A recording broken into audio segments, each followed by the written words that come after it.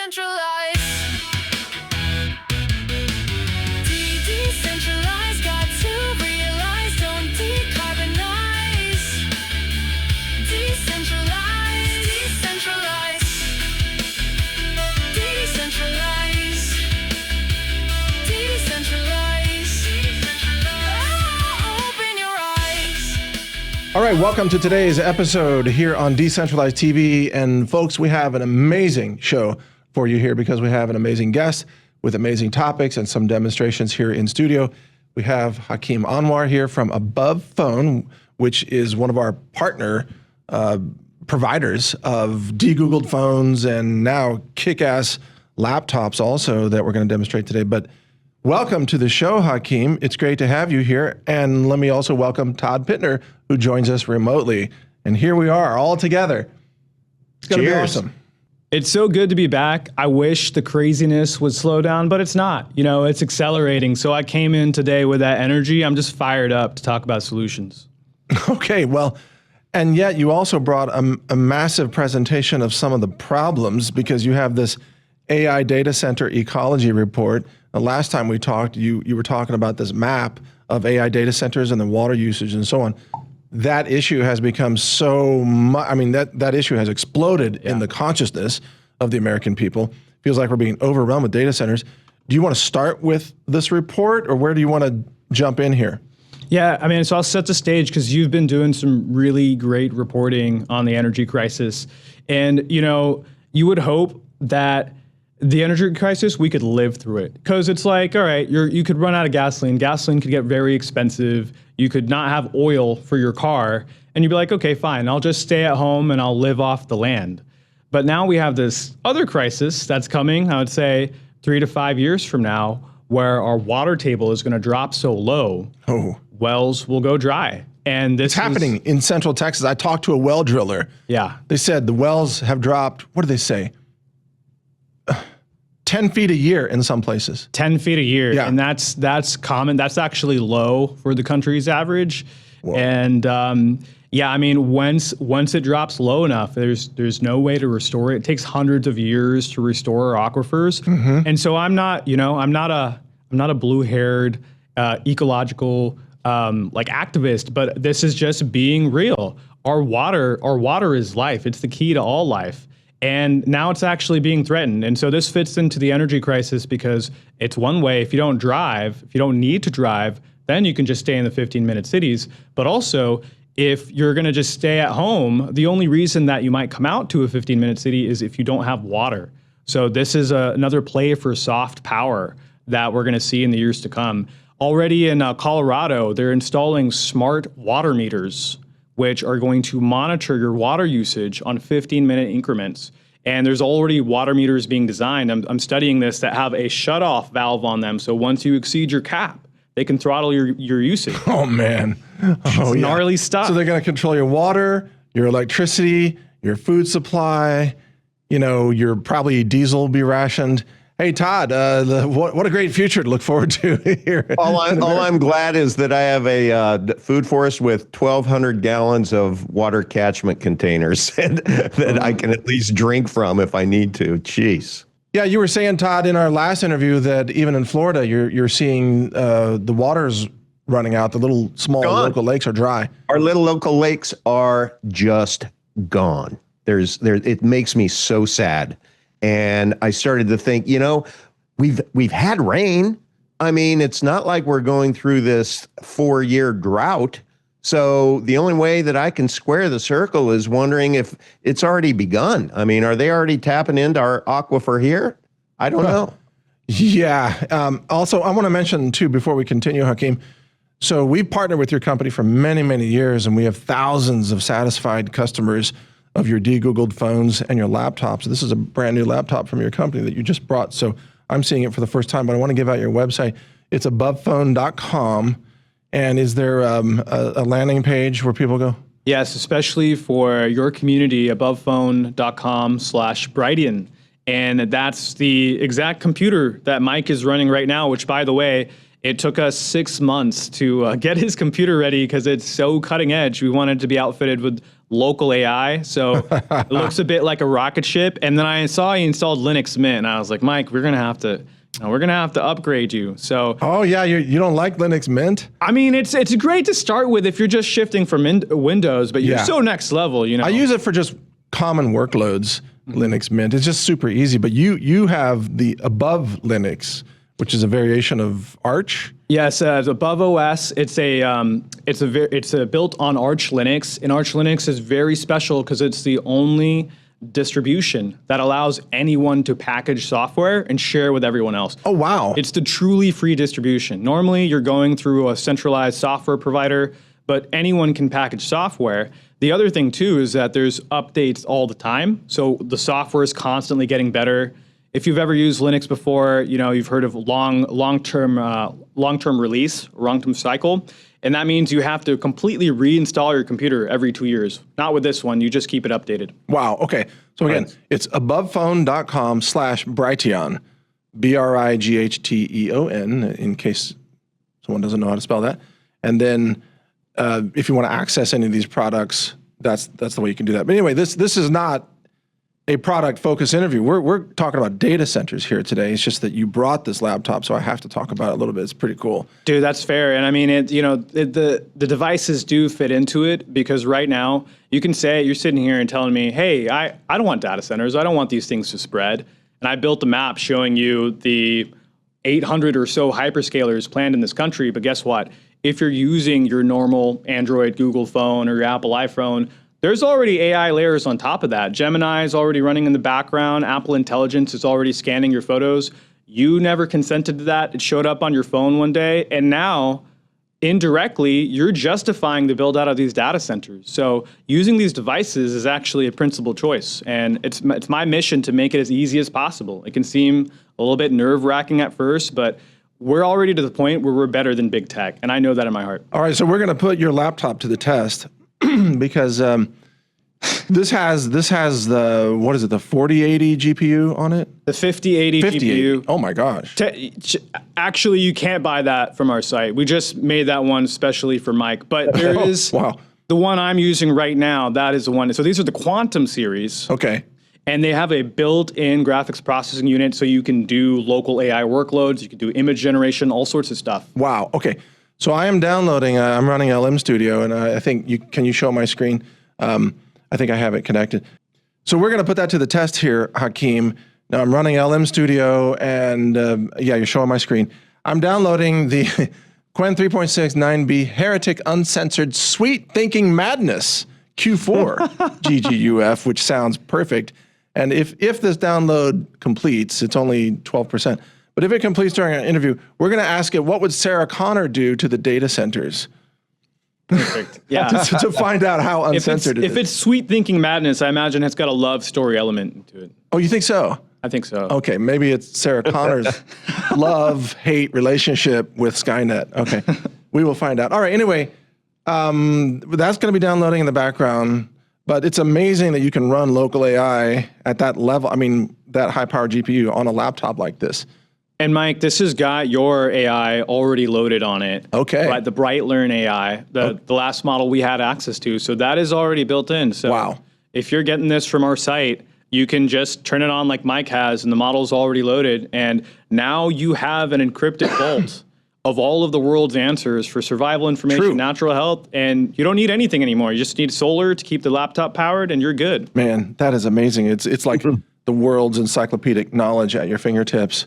It can't be taken away from you. Okay, so Todd, are you blown away? I've been blown away all week. I have been deep diving into this report, so I have lots of questions. And if I could just kind of set the table for everybody about what they're going to learn, is you are going to learn why Zillow has just added a new filter. And their new filter is, of course, waterfront, pool, and the third one now is not within 5 miles of 300,000 NVIDIA chips. No kidding. Right? Wow. Yes. Whoa, really? They have a data center filter? No, I just made that up. But I But think they should do that. That for You real, got they me. should do that. I totally believed it, and they should do that because the truth of the matter is, if you have a house and one of these things gets built nearby, you're absolutely tanked. Yeah. You're tanked. I mean, Yeah. you're going to have a few thousand construction workers show up to the site. There's going to be noise 24/7, and no one's going to want to buy your house after that. Yeah, because they're just going to hear gas turbines running 24/7. So like you buy a house next to a farm and you think, oh, that farm field, that's awesome, great view. Then the farm gets bought by freaking Google or some Google holding company. And then the farm becomes this towering monolithic Skynet center that's screaming jet engines 24/7, right? disgusting. Well, let's just begin here because I want to talk about the physical costs of AI expansion, Hakeem. You open your report with a simple observation, which is instead of AI being seen as just software, you argue it should be understood as physical infrastructure. Every AI request ultimately depends upon land, electricity, substations, transmission lines, cooling systems, groundwater, tax incentives, permitting, politics, and local communities. Hakeem, why is it important for us to fully comprehend the physical costs of aggressive AI expansion? Yeah, I mean, it's insidious. You don't get to peek behind the magic curtain, but there's a lot going on there.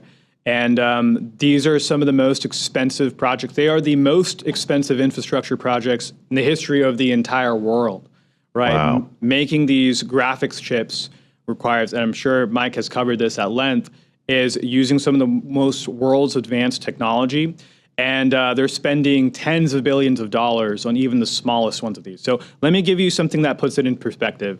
So back in 2024, if you looked at Google or Microsoft's global data center capacity, the full power capacity, how much power they used, was only at 4 gigawatts. Now that's enough to power 3.8 million homes. It sounds like a lot, but now we have data centers, a single data center, like for instance, Project Matador in the Texas Panhandle is requiring at least 7 gigawatts on its own. So think about that. Wow. One company is already outpacing the entire infrastructure globally of either Google or Microsoft or both of them combined, and they're doing this everywhere. So I do want to mention the map at this point. If you go to AIDataCenterMap.org and go to map, I feel like we have the most complete map available on the internet right now to track this, but you can go ahead and see the 400 hyperscale data centers that are already built that are drawing about 50 gigawatts of US power, which is something about 12%. And by 2030, another 400 hyperscalers will use 200 gigawatts of power. It's going to quadruple, and that's going to use about half of the United States power supply. Now, Trump and the big tech executives, they'll sit there and they'll say a pledge, hey, we pledge that we're going to pay for our own electricity. Yeah, I mean, you might pay for it, but we are also going to pay for the inflation, and it's going to price us out of our own utilities. We won't be able to afford living in homes. And that's exactly the type of soft power that will get you to move out of the country and move to a 15-minute city. And that's the ultimate goal, isn't it? To push everybody into 15-minute cities through engineered scarcity of food, electricity, travel restrictions, fuel restrictions, smart meter monitoring of your electrical consumption. It's fully comprehensive. And, like no one's going to force you with a pitchfork to get out there, but you'll be tempted if you're not making the right preparations. So that's going to turn the United States into largely like one giant AI factory. They're just going to tile, all the farms with solar panels and data centers. There is, I think by now, big tech is responsible for over half of renewable energy projects. They're just completely investing in them. And this map has gotten to the point where you can start to predict where these data centers are going to go because they need access to cheap power. There's a few states that can do that, like Texas. They also need access to the grid. So, Mike, I don't know if you have the map pulled up right now. I do, yeah. So you're seeing the current water stress, if you want to put that on screen, and all these black triangles here. Here are the hyperscalers. Now, wait a minute. Okay, water stress. Yeah, I have that selected. Okay, and so I want you to you can click water stress and you see a drop down and click on high voltage power lines. Okay, high voltage power lines. Okay. And we'll wait for that to load, and you basically get to see the electrical circulation system of the United States. And Oh, whoa. There it is. there it is. And You guys seeing that? if you zoom in close to these things, you'll find that these data centers do not stray far from these. Whoa. Look at high Dallas voltage Fort power Worth. lines. So these are high voltage power lines. These are not roads. That's right. The red They're- lines. Those are, 345 kilovolt and up high voltage lines. And if you click on an empty area on the map, this is the only map in the world right now that will estimate how many homes are displaced and how many gallons are used per day. We're the only ones who have come up with a transparent methodology. Academics they have general rough numbers, but they're not brave enough to give you a working model of how much power and water these things are using. All right, so right here, I clicked in downtown Austin, roughly, and it's saying that 4.9 million gallons of water per day are displaced Jeez. because of data center usage. Is that what that means? Yeah, it's a rough estimate. So that's every data center in a 50-mile radius. And what we do is we look at Wow. the power capacity. We assume that, hey, this thing's not going to be operating the whole time. It's not going to be operating at full power the whole time. And then we use something called water usage efficiency, which is how much water on average they'll use per unit of power. And it also says 1.4 million homes. That's the amount of power the data centers are using is equivalent to 1.4 million homes in that radius? In this rough estimate, which Yeah. the methodology is open, I want people to disagree with me. I've exchanged emails with academics who are researching this.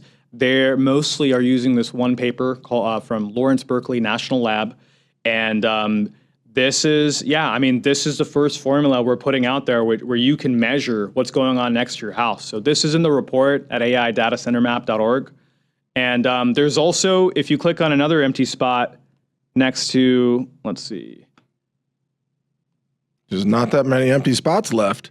The country is being taken over. Check out, click close to that cluster of black triangles, the hyperscalers next to Dallas Fort Worth. Okay.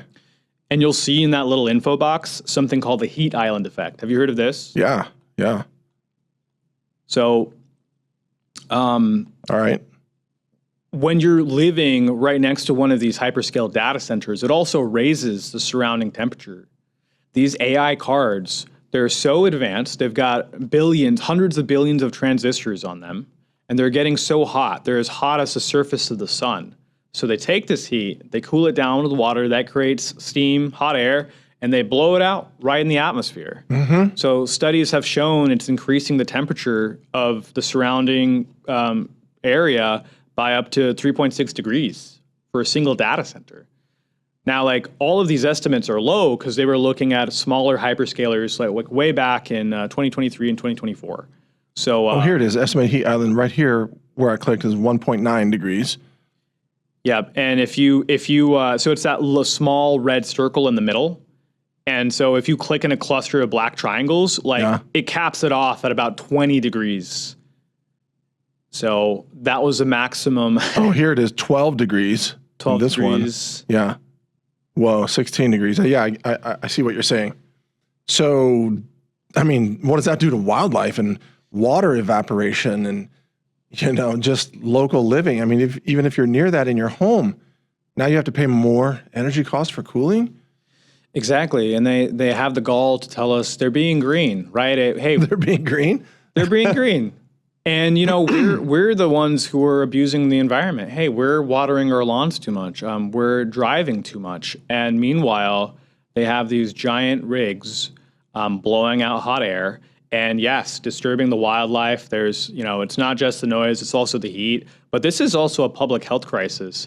The heat island effect combined with the pollution coming off of these diesel and natural gas turbines can cause strokes, it can cause severe respiratory conditions, it can cause dementia. And you're talking about just the particulate pollution from diesel engines, for example. The particulate pollution, the sulfates, the nitrates, all of this stuff. And right now, what people don't realize is the turbines aren't on very much. the turbines are backup power, right? So maybe they're on for 30 minutes a day. What happens when the grid starts to get unstable and they need to kick on 24/7? Well, I know some data centers are running the turbines all the time as their primary source.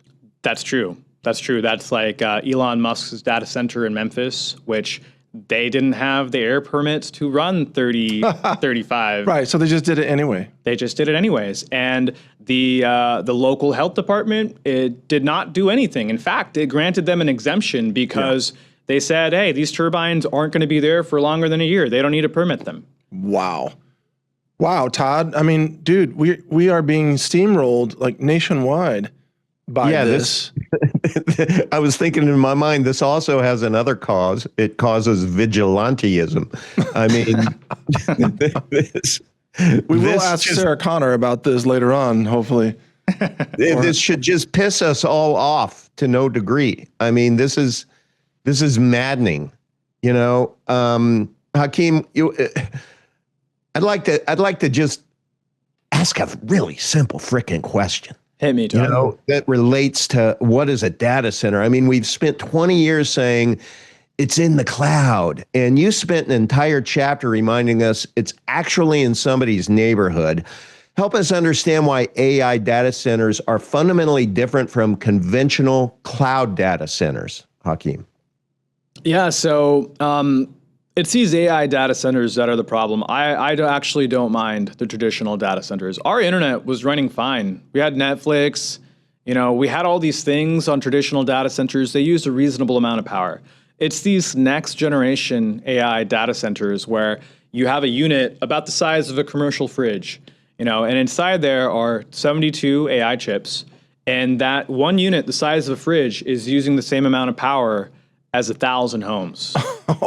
And there's like hundreds of these things in one building, right? So so they need all this power to train on perhaps on all the content that's coming out of social media and the internet, the flock cameras, quite potentially, everything that Palantir is plugged into. And so, yeah, I mean, there's not really a secret as to what's inside these things. It's more, the thing I can't figure out is what do they need all this compute for? Because not even China is getting close to using their total capacity. Well, I think you already hit part of that answer is the training. So a relatively small part of this power is used for inference, for serving the customers. Much larger portions of the power consumption are used for model training, which is, of course, very compute intensive.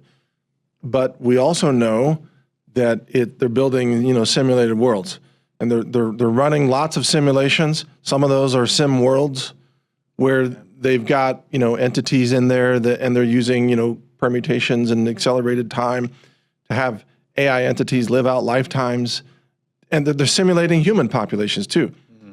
Like even the Pentagon just said to these AI companies, you have 3 weeks to simulate what would happen if we put out a draft. I saw that. Right? Yes. So that's a world simulation of human psychology inside an AI world. So you need a lot of compute to do that sim. But think about it. They're going to test, like what political candidate, what promises should the candidate make that will have the best impact on humans. So they have to simulate, 340 million Americans as part of their campaign process. So they're going to need a lot of compute. Yeah. Because each one of those people, they're a unique individual, and now we have real data because we have handed it over to through Google companies. and right. Exactly. So they're running psychological simulations, not just weather sims and weapons sims and quantum whatever, and aerospace simulators, but psychological simulators of masses of humans to try to control us and enslave us. And this is the same thing they've been doing for a very long time. DARPA projects like Total Information Awareness, there's other ones I can talk about, but they've been obsessed with this idea. And now when the New York Times reported on those in the late 90s, they shuttered them, but it's just continued through a private way. Wow, Todd, man. It drives me crazy. And when we talk a lot about all of this with our guests, I always come back to when we say they a lot. And Hakeem, you've said they a ton of times already. And I'd like to talk about who's driving these data centers. So you note in your report that the current AI buildout isn't occurring because one company decided to expand. It's happening because virtually every major technology company believes it can't afford not to expand. So can you educate us on the competitive escalation fueled by huge capital commitments with basically which players feel like they can't afford to slow down? Hakeem. Great question, Todd. It's all of them, thanks to these economic levers that have happened. So the same day where they made this ratepayer protection pledge, which was all the big AI companies coming together, Amazon, Google, Meta, they signed this pledge saying, hey, we are going to ensure your prices don't go up. That same day, Trump confirmed his commitment to the 100% bonus depreciation. Now, this is about taxes, and like this is really important to get because it explains why Elon Musk wanted to build this under a year. It explains why this happened so fast. If a company gets any type of capital extensive operation ready in 1 year, it's working, then they can deduct the entire cost of the build out from their taxable income. When you're talking about a $20 billion data center, you're taking that off from your taxable income. I mean, you've given them a full tax write-off. It's like an interest-free loan. So that is why every company and their mom are racing to build these data centers out. There's, Senator Elizabeth Warren's office estimated the last time we did this in 2022, tech companies cut $152 billion from their taxes. Wow. And so that's what bonus depreciation is, and Trump made that retroactive since 2025, and it's indefinite. Now this is just a thing. So no wonder. So it's if you can go from blueprint to operation within roughly 1 year, you get amazing tax incentives. Is that what you're saying? You get to write the whole thing off. Well, the whole thing. that's interesting, but I've always thought the long drawn out depreciation was always a ripoff. We should always, as a business owner myself, I think we should all be able to write off what we have to spend now to build things. Like when I built this building, right? Yeah. And according to the IRS, I can't even write it off in 1 year. All the concrete, $500,000 of concrete here, right? Mm-hmm.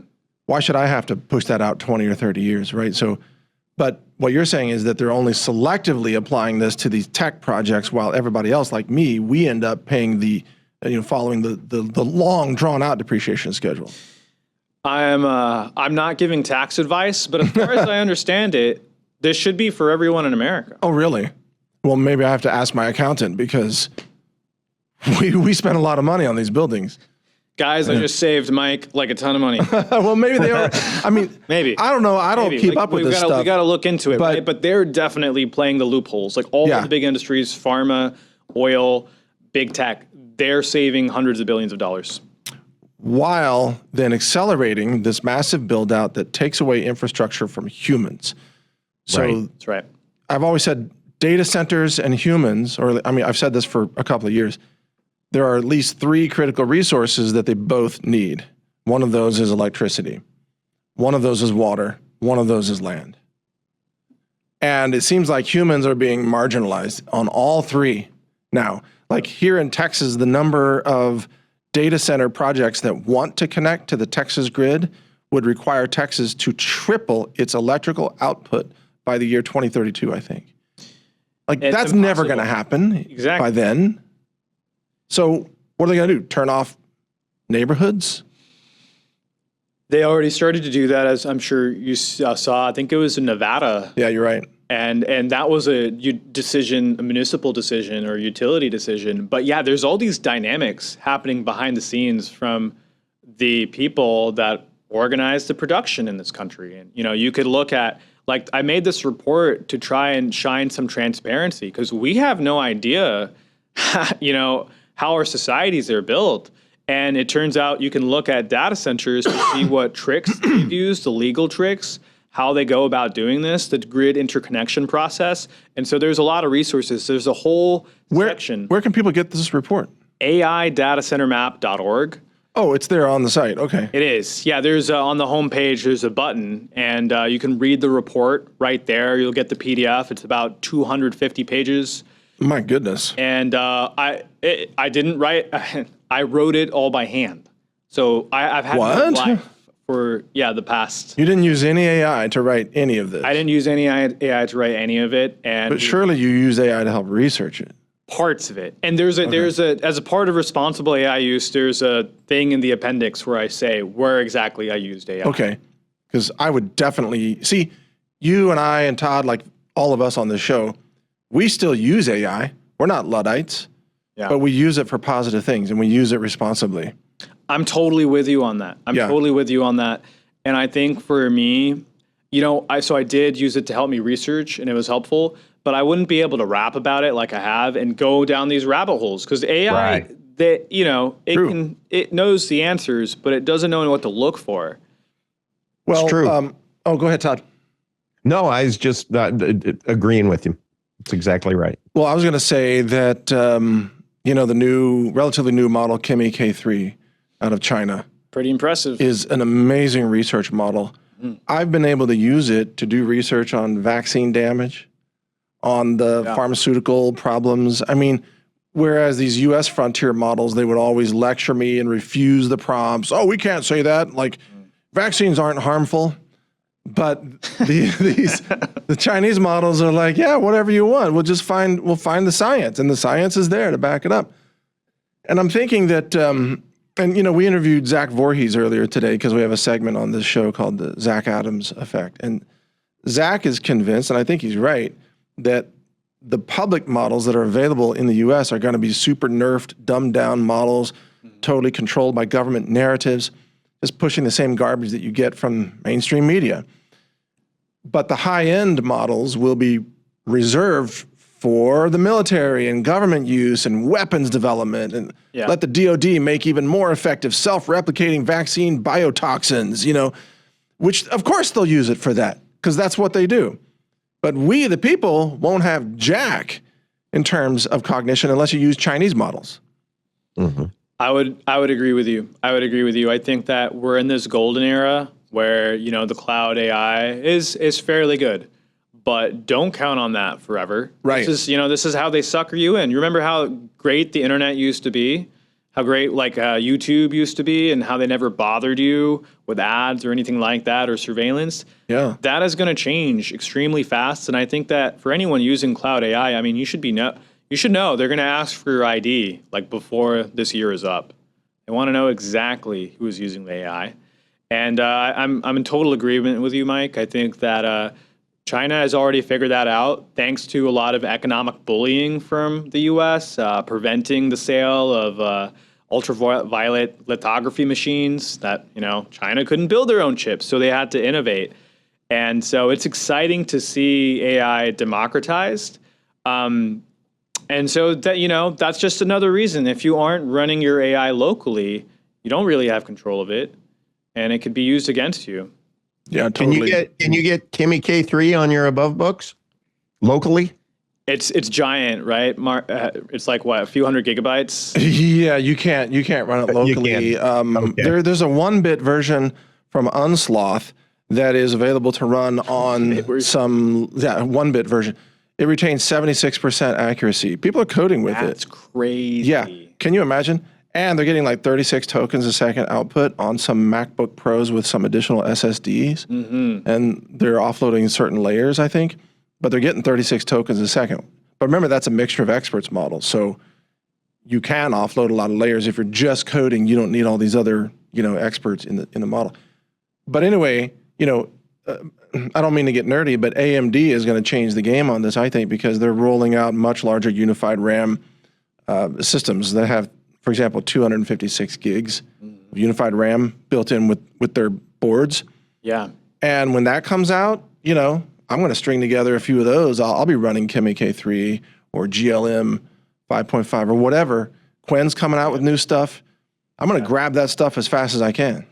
Mm-hmm. It's going to sell like hotcakes. Maybe we should collaborate on a AI server that's ready to go out of the box, so people don't need to do anything. Man, the market I would be a buyer of that because I can't find anybody selling, even the AMD platform like Strix Halo.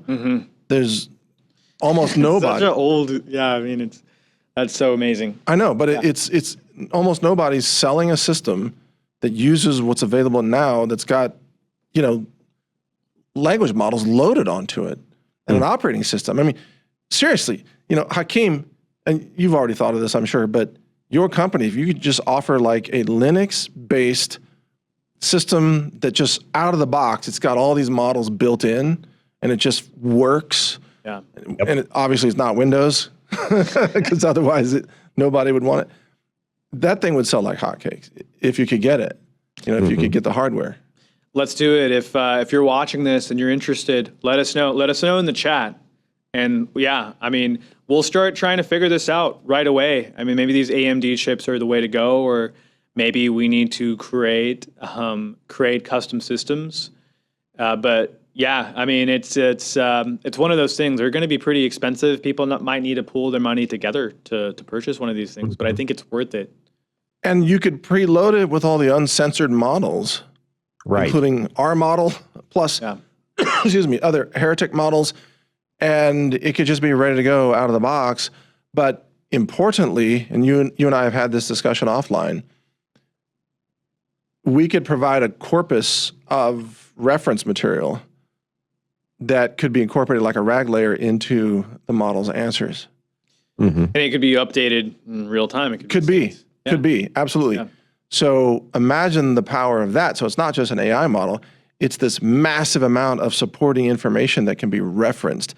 Because I still have, my data center is still running cleaning, like OCR cleaning and normalization operations on millions, tens of millions of science papers and books and articles and everything. And it's really interesting that a recent court decision involving Anthropic ruled that training models on copyrighted books is fair use. Isn't that wild? Nuts. I mean, I guess that works in our favor, though. In our case, it works in our favor. But Anthropic had to pay a $1.5 billion settlement, not for training on people's books, but for keeping copies of the books after training. So what the courts ruled is that you can pirate the books from Anna's archive or wherever. You can pirate the books, train your model, delete the books, you're all in the clear. Scot-free. Wow. Like, that's all legal. I mean, what a landscape, right? We're going to have to do it, right? I mean, people are already talking about the story where now there's book databases where they do exactly that. They do that. They have copiers that consume the books and get rid of them once they're done. Yeah. And I mean, I always say this line from Sam Altman, but they're consuming the world's knowledge and then they're going to rent it to us. So they after they modify it. Exactly. After they modify it, change it, monetize it. This is the end game. This is the end game. It really, it touches every single piece. And that's why I think this is such an important issue. And on that note of like, how do we contribute our knowledge? Because there's a lot of smart people out there doing things. And so I'm trying to lean more into, how can we use people power? There's somewhere deep in my heart that knows that our higher self is stronger than any AI supercomputer. And like, this is a power that's waiting to be tapped in. So what we did was we created a contribution system on the map. You can see it on our site. There's a page for contributions. And it's like, I can't keep on top of all these data centers. And they're not going to tell us that they're coming. So wherever you're at in the world, we need you to step up and keep a lookout and warn your neighbors. So you can actually go in there and add data to our map. And oh, wow. Okay, I'm going to bring up your map again because I can't get these models to load right now in LM Studio, the heretic models. So I'm going to have to troubleshoot that a little bit later. Maybe I should just use a standard Quen for this. We'll get it set up and we'll make it work. But Sarah Connor's going to have to wait. I know she's been itching to speak here. The ghost of Sarah Connor. But back to your report, where do you think this is going in America with the surveillance overlay of all the flock cameras and the Axon cameras. It seems to me that while they're taking away all our resources, they're also going to lock us down, right, Todd? They're going to say, yeah, no water for you, no, or limited food, limited fuel, and if you violate it, we're going to catch you on camera, and then we're going to fine you or just take you away to a camp. Flock Central. A fun camp. Yeah. Yeah. A flock you camp. A flock you camp. Yeah, pretty much. What do you think? I think that, I mean, it's inevitable. The surveillance state, it's being rolled out. The data fusion, it's showing its face. And there's been a lot of legal precedent up to this. There's been acts like the American Broadband Deployment Act, which makes any Wi-Fi antennas, which inside of this bill, it basically said, yeah, we'll put them on traffic lights. And this will be critical infrastructure that states and counties cannot reject on an environmental basis or a historical basis. So the legal precedent is there for them to roll out flock cameras on every city corner in the entire country. And when that happens, you cannot escape. So, there's a lot of pushback right now to the flock cameras being built, and I think that is an evolving situation. But we're going to get to a spot where all of the cameras are feeding into one system. That system might be a Palantir system. And I think that you can learn a lot from China, too, to see how they did it, which China has 700 million CCTV cameras. In the big cities, that's about one camera for every 1.6 people. And their system is not even real time. It's not tracking everyone at once. So that can make us feel a little bit better about things. But they pick a target, like let's say, Mike, you're traveling there. Like, I want to know what Mike's up to. Then it can follow Mike around wherever he goes. Right. So there's specific targets. But I think maybe one of the reasons why we are building several orders of magnitude more is we want a real-time system that can track anyone.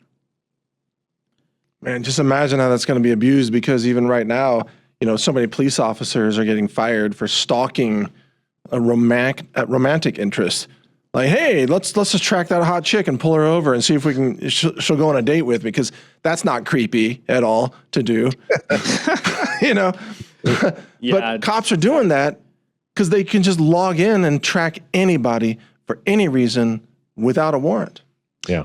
It's a total abuse of power. And I know the deflock guys, some of them personally, and they've talked about how some of these cameras are just open to the internet. Default admin password, you can log in and see what's going on, that type of thing. Wow. So, and the other thing is you can share them at any federal agency. Like, these cameras in most counties are already connected to the federal level. Oh, yeah. And what could possibly go wrong, guys? It's too much power. It's too much power. And I feel like, guys, I'm like searching. I'm praying every day. I'm looking in my heart, and I'm like, why would God make an unfair world like this? I'm trying to figure it out. What's the balance to this? What do you guys think? Well, God didn't do this part. It's the opposite. I mean, if anything, more obstacles are being thrown in our way. I think there was another character in the book. Yeah, I think you're right. Was it Fauci? Was it Fauci? Yeah, I plead the fifth. Hey, I want to go back to something near and dear to my heart, which is my little backyard lakes in my neighborhood. I used to think the cloud floated above us, Hakeem. Now I just picture AI sitting in Oklahoma drinking an entire lake. And most people have heard that AI uses a lot of electricity. Far fewer realize it also consumes significant amounts of water. Why do you think the water conversation has remained largely invisible? Well, I think one of the big reasons is no one knows how much water is in the aquifers. Not even the organizations that are meant to manage it. We have different proxies to kind of tell, like the upwards water pressure. But one, we don't really know. And then there's a few states in the United States which have water rights.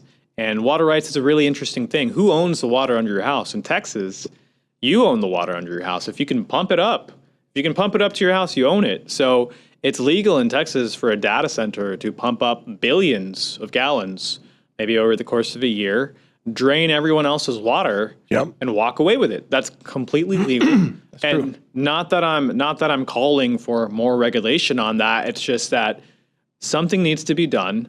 And data centers, what I found by looking in their sustainability reports, they're not even measuring. They don't have water meters. They're using estimates. You can look in Google's, Microsoft, Meta's report, and you look in the fine print, and they say, hey, when we didn't have measurements, we used estimates. Hey, Hakeem, walk us through how an AI data center actually uses water. I mean, where does the water go? Yeah, there's many different, there's like 13 different types of cooling systems. The one that I know is used at the professional level is the direct to chip cooling. So they'll mix like a lot of water with something like propylene glycol, and they'll use that as a coolant. So that gets pumped into the server. It's on this heat transfer unit. The chip, which is as hot as the sun, transfers the heat into it, and they take it out, and they cool it down. Sometimes they have cooler towers. Sometimes they blow it into the atmosphere. But that's the cycle. Now they have closed loop systems, which Mike, you probably know this, but my question is, you can tell me you have a closed loop system, but measure your water. Prove it. Prove how much water you're actually using. Yeah, even a closed loop system, they still have to regenerate some of the water some of the time, because the closed loop system over time will become contaminated and clogged. Like, you have to flush out your car's radiator. Yeah. You know, radiator is a closed loop system, coolant. But that coolant doesn't last forever, right? Right. It gets all, and especially the pH of the water that you put in your system really matters, because if it's more acidic, then it's going to be stripping out ions of metal of whatever the piping is, that's copper, aluminum, you know, whatever. And there's a lot of metal in there. So then you get super high metal concentrations in the closed loop water. And then when they release that water back into the environment, it's got metals contamination in it. Yep. So even when they say, well, we just use the water and then we release it back. Yeah, contaminated. Contaminated. Where's the safety studies? I mean, in San Marcos, that's exactly what they did. There's this data center, and they were planning to release the coolant back into the river, the Guadalupe. And it's like, okay, where are the safety studies? Why do you think that's okay? And there's a recent story in one of Meta's data center, I forget where it was, but they introduced a extremely rare and toxic bacteria into the public drinking water and into the recycling plants, and they had to shut down for 2 months. Yeah, I saw that story. So, you know, it does feel like that they've allowed data centers to centralize their water resources, and we just cannot rely. We cannot rely on regulations to save us. The water development boards, dude, they can't even stop golf courses from abusing their water rights. How are they going to stop these billion-dollar data centers? What would you say, though, just to play devil's advocate here for a moment, what would you say to those who say, but we have to compete with China in the race to superintelligence? So we have to, no matter what the cost, we can't lose this war. We have to just push all the humans aside and use all the water and all the power and everything. I mean, we all know where that goes eventually, but what would you say to that argument? I would say that, for one, China isn't even using 80% of its data centers. 80% of them aren't being rented out. So it was a massive bubble that burst for them. And if we do want to be on this defense trajectory, well, I mean, you know, would you rather have war and cyber defense and computers and electronic systems, or would you rather drink water? Well, but what they're saying is that if China reaches superintelligence first, then they will conquer the world with cyber domination, and we will be enslaved under Chinese rule. I'm like, well, gosh, what would they do? Install flock cameras everywhere to spy on us? You know, because here we are. You know, I think there's something in you said, we have to unpack like how we get there. So, okay, China's going to release superintelligence. So the only way to stop that is for the U.S. to develop its superintelligence. And then Then do what with it? Well, embed it into every system. That's kind of what they're implying. And to conquer China. I mean, that's the implied goal, is to conquer the world run by Trump, for God's sake. Dude. Like that sounds like a nightmare. Go ahead. I was just going to say something really short. It feels like a simulation. It's like, all right, hey, we created a vaccine to the Chinese super AI disease. Let's all take it and we'll be safe. It's like the same pattern. Yeah, so that's crazy. I would answer your question a little bit differently regarding China. I'd say the real AI race is not against China. It's against August in Arizona. Just think that one through. August in Texas. In Arizona. It's just going to get hotter and hotter and hotter without water. No thanks. And the thing is, you can't create water from nothing, right? Like you can print currency. You can't print H2O. There's no Federal Reserve for H2O. Yeah. And it's like, and that's probably the most insidious theory, which is not even in my report. I had a few different theories. One, which I think this is a really good theory. It's that extremely rich people are greedy and dumb and they're short-sighted and they need something to spend their money on. So it's a bubble that's going to burst. But this is also something to think about, how with data centers, now you have a programmable, tunable demand on our natural resources. So if you wanted prices to jump up 10%, just up the workload in these data centers. And slowly, I mean, this is the whole boiling a frog in a pot thing. It's not going to happen overnight, but they're going to bring up the heat, and then it's like one day you're going to wake up, man, my water bill was $600 this month. I can't keep my farm going. I guess I'm just going to go to the 15-minute city where, the grass is green and the girls are pretty. And they have free Soylent Green. And they have free Soylent Green. Yeah. We should make like an AI rendition of Paradise City, but we call it Data Center City. Yeah, exactly. Yeah. But that dystopian future that you were sketching out there, I think is very accurate. I believe that there is already a global mass extermination agenda underway, and the timing of all of this makes perfect sense. They need the humans out of the way because they need the resources for the artificial entities that are going to emerge out of these data centers. And then, Todd, think about, the human labor replaced with robots. That's obvious. A lot of human cognition replaced with AI, agentic systems, autonomous systems.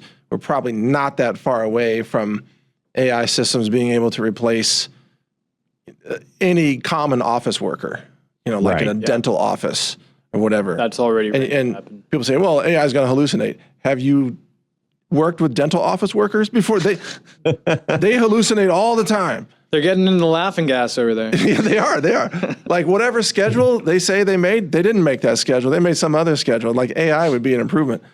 But my point is, of course they're going to replace humans in every way possible. And of course they want to starve people out or kill people genetically or reduce fertility or have another pandemic or a war, a freaking nuclear war that they can blame on, China or Russia. Whatever they can do to crush the human spirit. And I think you touched on something really important there is that there's going to be mass joblessness, and that could translate into mass homelessness. And that's a very dark place. But I also see this as an extreme potentiality where for the first time in history, we have hundreds of millions of people that are not running the rat race. What happens there? Two things can happen. Either they can pit us against each other and we're going to claw at each other's throats, or we can work together. In my heart of hearts, I think that that's where this is all heading. I think that God is forcing this to happen, getting us to realize what the earth is providing for us, this mother that keeps on giving, getting us to care, and then asking us to steward her. Because there's no other option. What are we going to do? Sit back and watch Netflix? This is getting us to care. It's that wake-up call we finally need.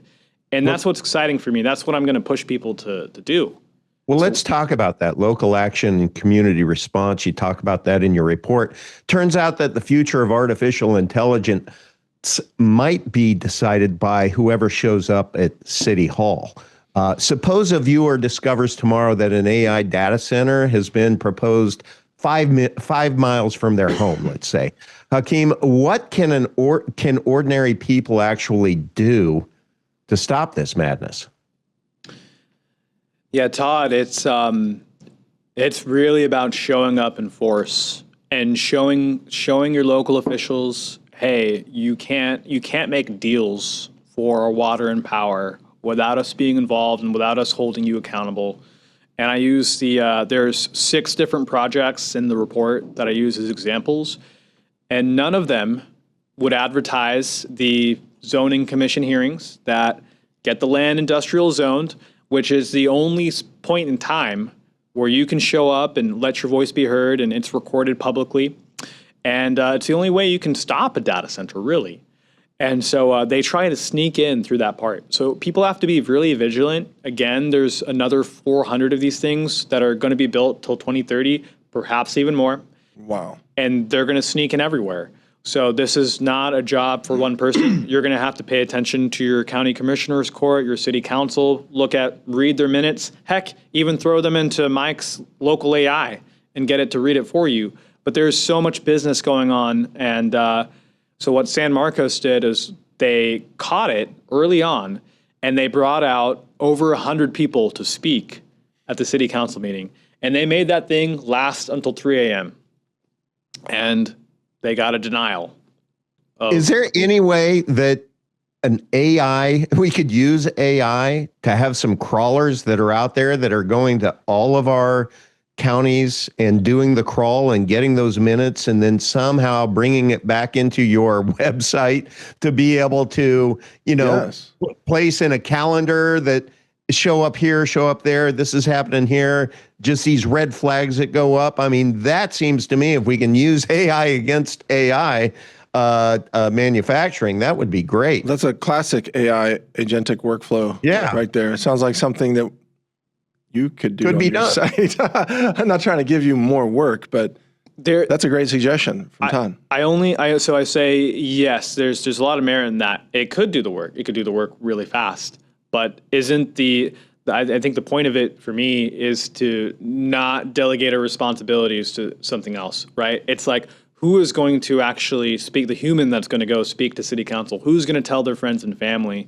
Maybe the AI could help with the research, but I think that it's up to people. And if they, if I build this thing and they're like, Hakeem doesn't need my help, he's got the AI scraping the papers, then I think I've done everyone a disservice. It's like, we all need to stand up and show up. But I think I'm being practical here. Yeah. It's not, I'm saying it's not going to happen because people are they're worried about their next Netflix series.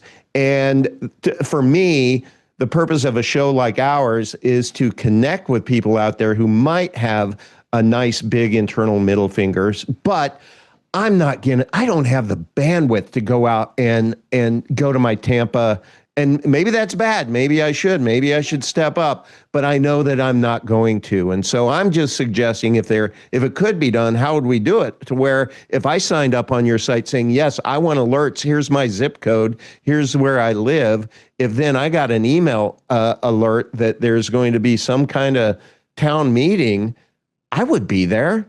I would go to my Facebook page of the community and let people know that we need to do this and link them to your site. So I don't know. I think there's a there.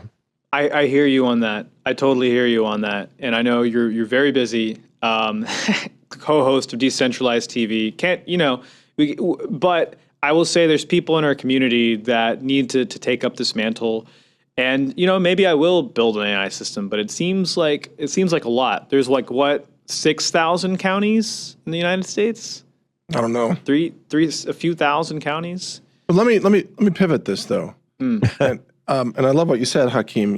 The local people need to step up and take part of it because they're the ones who are going to be impacted. But if you go back to 1988, this was a year before the crash of the Japanese market, the Nikkei 89 crash, famous to this day.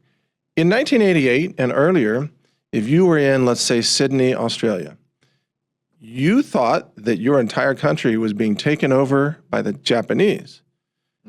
because there was so much money, so much valuation coming out of real estate in Tokyo that somebody could take a loan out on 10% of their property in Tokyo and they could buy a farm near Sydney, Australia. Like Sydney and Manly and that whole area of Australia was just getting bought up by Japanese. It felt like an invasion. Then the Nikkei crashed. Took, I think, 29 or 30 years for that to recover because it was such a devastating crash. The reason I mention that is because I believe even though AI technology is not in a bubble itself, the tech isn't. The tech continues to break through milestones. But the AI investment of infrastructure is clearly in a bubble. The Korean market bubble is already collapsing by the day, like 10% a day lately. We've had semiconductor stocks in the US like SanDisk is collapsing, Micron impacted, NVIDIA impacted. Isn't something similar going to happen here where there's a collapse of the overinvestment in the infrastructure? We're going to end up with empty data centers and abandoned GPUs laying on the floors in empty data centers. And eventually, like squatters are going to move in. It started out as a data center for superintelligence, ends up being, like free shelter for homeless. I mean, isn't that coming? Quite probably. And it's like there's a lot of projects that are already failing, like the biggest supposed one in the country, Project Fermi. And I really hope it does fail. I do too. They've overbuilt it probably 20 times over. And maybe, and here's a thought in my mind too, maybe they just will get all, what do they call it? They'll get bailed out by the government or the military because, hey, it's capital. But it is a bubble. It's going to pop. There's no way consumers are paying for this. So where's right? And nor are even businesses in America. You mentioned maybe there's going to be a bailout. Maybe you're right. But can you imagine what that's going to do to the 10-year treasury if the U.S. has to print trillions of dollars to bail out these failing data centers? Then the 10-year treasury rates, the yield's going to go over 5%. What's that going to do, right? I mean, there are consequences to big bailouts, multi-trillion-dollar bailouts. We are more fragile today than we were in the 2008 subprime bailout. Mm-hmm. Way more fragile. And I think that a lot of these data centers are going to end up being abandoned, which is great because then you and I, we can go in and bid, 5 cents on the dollar for racks of servers and GPUs. And they'll probably sell them to us. That'll be a happy day. Yeah. Maybe in a few years, we'll pick them up. We'll go in. We'll be hanging them out like Halloween candy. Yeah. Or like, come take them. Just get them out of our way. Like they won't even know what they are in some cases. Like you and I will show up like, oh, wow. What do you think they're going to use the buildings for, though? 15-minute cities. 15-minute city. Yeah, exactly. That's it. Fun camps. Dude, that's how they're gonna trap you. It's gonna be like, hey, free GPUs, and you're gonna walk in there and the doors gonna be like it's like bait for nerds, right? It's like, no. We caught these geeks today. We're trying to scrap some GPUs. Yeah. That would work. Got them. Caught them by the short hairs of their chinny chin. Oh man. We are dystopian, aren't we? But I think we're realistic, Todd. Don't you think? I mean, you know what? Honestly, guys, I'm just sitting here. My mind is boggled. I just rewind a year ago on Decentralized TV, right? I didn't know all this crap was going on. And so, Hakeem, thank you for all that you have done to be able to pull this together so that we can focus on it. It's amazing what you've done. And it really, I feel like mourning, like where the hell did our country go? And is this really real?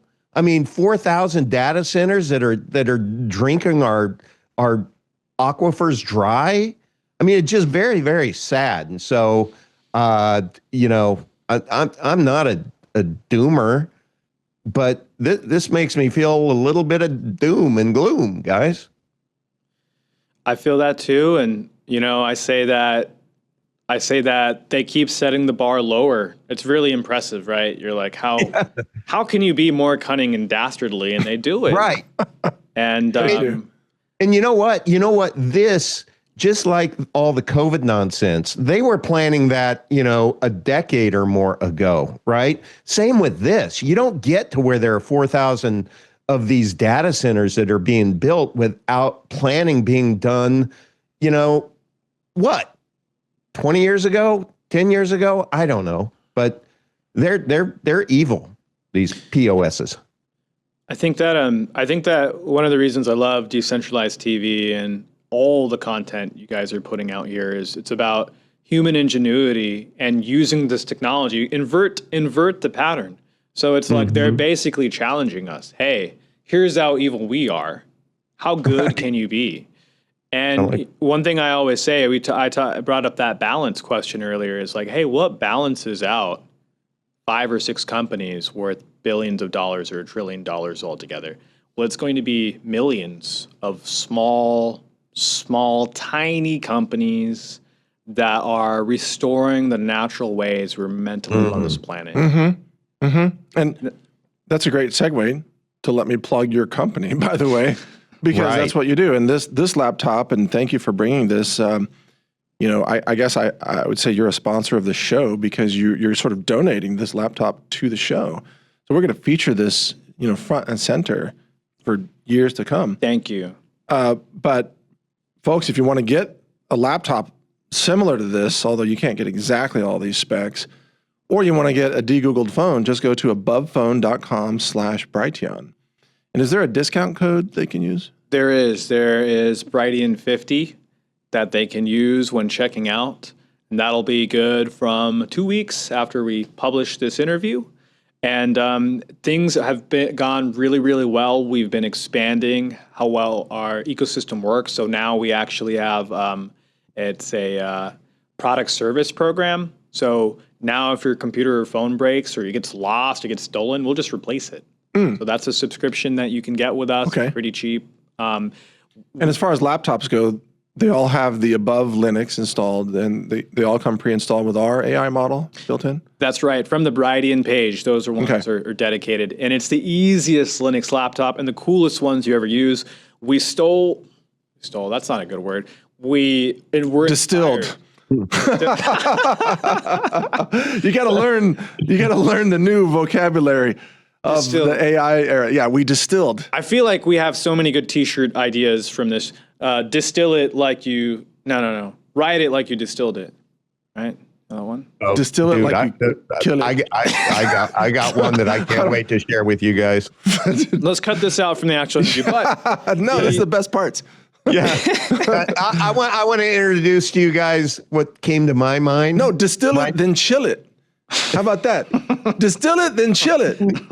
I'm sorry. Go ahead, Todd. Mugga. What? Mugga. Mugga. Let me set the table for you. Mugga. Okay. I mean, imagine explaining this interview to someone in 1998, right? And you'd say, so one day we'll build billion-dollar warehouses to answer questions people used to ask their uncle. Wow. So uncle, so make uncles great again. Oh, dude, I love it. Mugga. Okay. I think there's something there to like the value of human life and how we're losing it. And I think we're here to rediscover it. And I think that there will be an equalizing force. I mean, I'm hoping for a coronal mass ejection. Oh, really? In a way. The CME answer to all this. It'll just wipe out the data centers, wipe out the surveillance infrastructure. Yeah, but it'll also wipe out your laptop. We'll have EMF bags. That's true. We have another sponsor, the Satellite Phone Store. They have the laptop. They've got EMF laptop bags. They do. They have laptop. So get a laptop bag from them and get a giant EMF sheet for your car. And I think we're a few years away from that. I'm not like hoping for it anytime soon, but I'm just saying, like, if there was an equalizer, it would be something like that. So that could come from nature, the sun flare, right? Yeah. Or it could be a weapon, an EMP from North Korea or something, right? Or China or Russia with localized effects that only hit North America. I mean, wouldn't that be the ultimate military weapon? Like take out all the data centers of an entire region, If they, hey, you know, but if leave they- your own data centers functioning. That's some interesting wargaming. Yeah. That's That's a new front. that's game theory. But I think that's also mutually assured destruction because I'll prefer the organic EMP for me, thanks. organic, natural EMP, the CME. Yeah. Yeah. Oh man. So I was saying, so yes, if if you're vibing with this information and you're preparing, Muga, yeah, nice, Todd. You're preparing for the years ahead. Get your compute in order. What is that? What does that say? MUGA. Okay. Muga. Does it? Oh, I'm starting a trend here. I just think yellow stickies and Muga. Dude, I love it. Make uncles great again. Okay. Sorry, guys. I digress. all right. Well, look, we're almost out of time, believe it or not, for this interview. Flew by. I know. We've touched on a number of subjects here, but what do you think is most important that our audience take away from this? That data center developers are acting like there are no laws, and they're moving past the regulation, and we need to start living with that same amount of freedom, and to stop supporting all of these abusive layers. So if your phone or laptop, I mean, this is just my domain. There's so many different domains, but if your phone or laptop is going to this company that is going to starve you, why would you continue to use it? Look at where all these things are headed. This is the end game. And to start preparing, everything that you do here is great knowledge for that. But now it's time for action. I think that I would say we need to get out, because I think the normies, I don't even like using that word because it's just a way to other them, and it creates walls between us. But I think people are ready for this message that we've been carrying on for years and years. Yes. The data center issue is a great unifier. It crosses party lines 100%. And demographics, philosophies. Absolutely. It impacts us all. Yeah. And people are ready for it, and we need to go out into our communities and speak and share. And so I hope the report is a good resource for you to do that. And so actually in a few days on Saturday, which I don't know if this will be published by then, we're doing a worldwide data center day of action. And there's a map where you can go ahead and add your event. We're going to continue to do this. But on your own accord, I think you should be educating people in your area.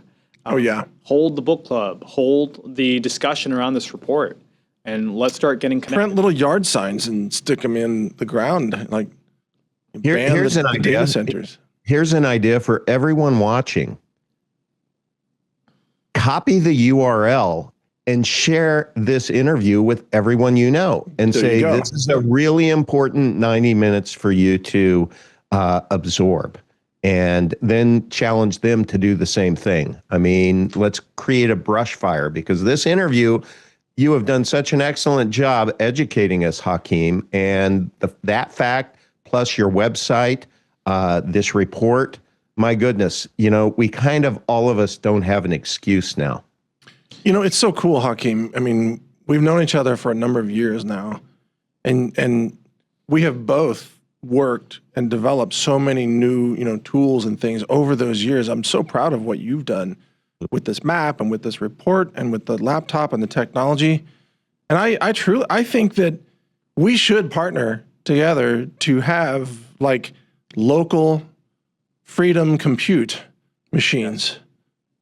Love Time. Like really just have them preloaded with uncensored models, put heretic on them all. Not only is it uncensored models, but you can also uncensor another model with the heretic on this machine. It's really great. Wow. Well, thank you. And I think that I would love to work with you to develop these solutions and other solutions. It's like, this is just one layer. Let's figure out the tech. We have to secure that because how fast things are moving. But then there's other things. There's growing our food. There's also reclaiming our water. I would love to work. I think technology has gone so far that the secrets of the universe they're whispering to us. And now is the time. So I think combining our forces together, everyone we know, we can do this. We can get enough backing. And that's what I see for the future. I'm always going to be an optimist. I have to. That's like my belief. And that is what is going to carry us forward in this really dark time, is faith. Well, we should find a way for you to contact AMD, because what's also happened, I don't mean to get too technical here, but I think the CUDA stack that NVIDIA has had as a moat, that's been replicated in an open source version that runs on AMD now. And also, I think Unsloth has said they have a stack for AMD microprocessors now. I thought I saw them announcing that. It's huge. That's massive. So you could use these AMD chips for model training and so on. But the bottom line is, NVIDIA has basically said, we're just going to mostly sell to governments and data centers and kind of, forget the gamers and the people who don't have $100,000 to spend. AMD is going to be filling that market segment, which is weird because the CEO of AMD is the cousin of Jensen Huang. Wow. Did you know that? I did not know They're that. both like ethnic Taiwanese. They're cousins. They're cousins. They're blood cousins. They're actual blood cousins. Oh my gosh. She of AMD, bright, super bright, kicking ass with AMD, and Jensen Huang, also brilliant engineer. Man, I wonder what their family dinners are like. Yeah, I wonder, man. They just eat a lot of chips. Yeah, you're probably right. Chips and salsa, right? Okay. It's one big club. NVIDIA chips. Yeah, it is one big club, and we're not in it. Not in it. Yeah. All right. Well, Hakeem, anything else you want to add here, or check out the map. I've got a few things going for the map. AIDataCenterMap.org. There's also a webinar there on our website, learn.abovephone.com. So if you like listening along, I've done most of the report. We'll finish that soon. Cool. I would love to see contributions from you guys and see what the research process is, because I learn from every contribution, and I'm trying to keep the map updated every 2 weeks. So this is all about crowdsourced intelligence, people power. That's what it's all about. And if you haven't gone private yet, now is the time. Now is absolutely the time. We're talking. Get local. Get local. Yeah. Bring it local. We have these solutions that are already better than using a Mac computer or a Windows computer. They're not just alternatives. They're better. Now, the transition, it's just a new mental model, but we're there to help teach it, and it's so worth it. I cannot explain the peace of mind that people have knowing that they can talk privately, freely, share info about their family through these systems, and be at ease that they're not being watched.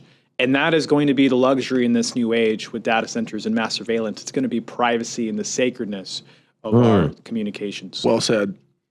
Amen. All right. Well, we'll stop it right there. And then, of course, for our audience, we're going to take a quick break. We'll come back with the after party. Todd and I will. And Hakeem, I know you and I have some interesting things to discuss. So please don't leave the building like Elvis.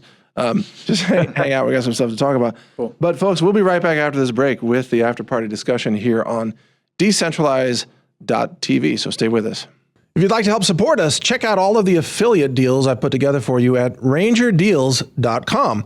And if you go there, you'll see I have I've done due diligence on all of these affiliates. There's really not that many, but we have partners like Battalion Metals, co-founded by Tucker Carlson, Nessa's organic CBDA hemp extract, above phone models that are de-Googled phones, Red Life, here's the peptide company, Limitless, Petmectin, and so much more, including the satellite phone store, VP.net. And for almost all of these, you can use discount code RANGER here, or sometimes it's something else like Brighteon50, but normally the discount code is RANGER, which will save you something on these deals. Now, we do earn a little bit off of these affiliate deals, but it's no additional cost to you, and it helps support our platform and our work for humanity, including our AI projects that offer free open source knowledge in multiple languages. You can check those out at brightlearn.ai, and brightanswers.ai. So thank you for supporting us. Check out rangerdeals.com anytime you want to save money on really high-end products and solutions that I personally endorse. I'm Mike Adams, the Health Ranger. Thanks for watching.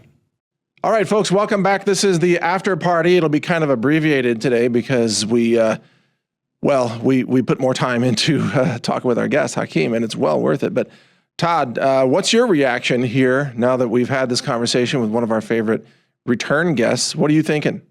Not a reaction, but a prediction. I think this is going to go down as one of our most meaningful interviews that we have ever had. And I think it's going to be, I think it is going to create lots of action. That is my prediction, Mike. Well, I like that prediction. I think that's accurate. And, in the spirit. Hakeem is just great. I mean, it's, like if he was here, Mike, I would tell him how great he is to his face. I got a surprise for you, Todd, because what? He's still here. He's right there. He is. He's right there. I invited Hakeem to hang out with us in the after party. That's awesome. Love That's it, you guys. awesome. I feel like I'm part of the secret club. Do I get like robes or anything? Or? VIP treatment, man. It's what like a I thought backstage pass at a rock concert. Okay, that's right. And what I thought was cool, Mike, while you went and took a restroom break, Hakeem already figured out how to download Kimmy K3 on all the above phones. Boom. Done. Right. Okay. Just hacked it up really quick. But I do love your tech, by the way. And this quantum laptop that you have donated to the show is so awesome. I'm going to name it Sarah Connor. Dude, I love it. so That's Sarah great. for short. So from now on, Todd, when I refer to Sarah said, that's going to be the AI model coming off this laptop. We're going to get the most radically uncensored heretic model possible. It's going to say crazy cool stuff. That's awesome. Hey, Mike, for those people uninformed, why don't you explain the Sarah reference? Because there's probably a lot of people that don't get it. What? People don't know who Sarah Connor is? A lot of people may not. I just like to think about, her origin story is she was trying to blow up the data centers, right? She was basically a data center terrorist. That's yeah. I mean, she's the mother of John Connor, right? Fighting the wars for humanity against the machines through the Terminator series. And in Terminator 2, she was in a psych ward because she was arrested and caught blowing up data centers to save humanity. There you go. So this is all about saving humanity, everyone. And she was also a badass in that movie who could do pull-ups and had her own M4 with laser sights and everything. She was a great mom. Yeah, pretty much the kind of mom that we all need, Yeah. Teach your son how to plant explosives and hack ATMs, Yeah, there you go. How to survive in the cyber world of Skynet. Yeah, a little bit different from the traditional soccer mom, but she was great nonetheless. So right. And she also said to everybody, "You're already dead," because nobody was listening to her as she was warning about what's coming. Does that sound familiar to any of us? Right? Because in many ways, we've been warning about these types of things for a long time, Absolutely. And it's only now actually that the world is waking up and saying, "Oh, holy shit, you might be right. This could be bad." Yeah. Right? Feels like we're on the precipice of something big. And I mean, it's an honor to figure out the solutions. I agree with you. Show. There are solutions. Well, I agree with you. And that's what I love most, Mike, about our guests on this show is that they all come to the table thinking the same thing, right? How do we decentralize our lives? And we think in solutions, not problems. And that's what's cool. And Hakeem, the other thing that just I admire so much about you is, how do I reference it? You lead with your chin versus your handout, right? You actually do before you ask. And so when you ask about people contributing to the solution within your website with contributions, what's interesting to me is you didn't end that with contributions of money, but contributions of sweat equity to try to help you make it better, right? Absolutely. That is the most powerful currency. And I think that is why so many people feel marginalized right now. Even this AI, this is a really interesting thought. I was having this. Why would you even decide to become a painter nowadays when an AI could make you an incredible picture? And I do think there's something to be said of wanting to conserve the human arts. Oh yeah. And I do value that, and I value that human contribution, and I think that people want to be of service. That's what I've learned. And so how can we how can we call each other to the highest calling, the most important thing we could do right now? That's what I'm interested in. I want all of us working together. I want to preserve and share human knowledge, which is why I have the Bright Learn platform. Right. And I feel like it's kind of like a knowledge Noah's Ark project, right? We want to make sure that all of this is available free of charge to everybody. And one of the things I want to talk to you about, Hakeem, after the show is I want to find a way that we can pre-install like maybe 10,000 of the best books onto the laptops with your company. I would love to do that. Yeah, just like PDFs or whatever. So cool. I had a thought just now too. What if we open our doors to new books in your collection? People could send in their books to you. Have you thought about that? You mean? They would mail the books to you.